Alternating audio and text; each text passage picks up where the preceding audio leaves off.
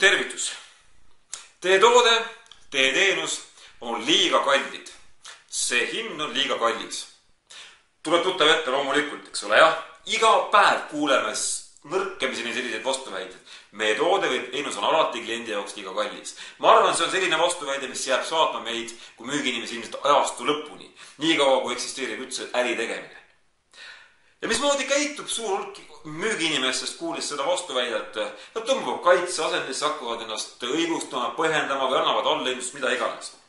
Ei ole vaja seda teha, seda olukorda saab likvideerida väga lihtsa tehnikaga. Sul tuleb lihtsalt välja selgitada, millega võrreldes klient su toodet või su teenust kalliks peab.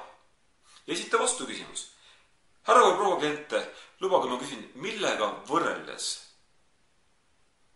Ehk klient ütleb sulle, see on liiga kallis, esita vastu küsimus, millega võrreldes?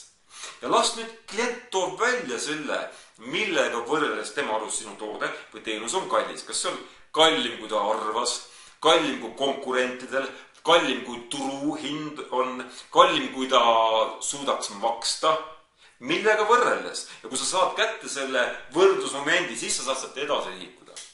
Soovin sulle edu peatse kohtumiseni ja müü hästi!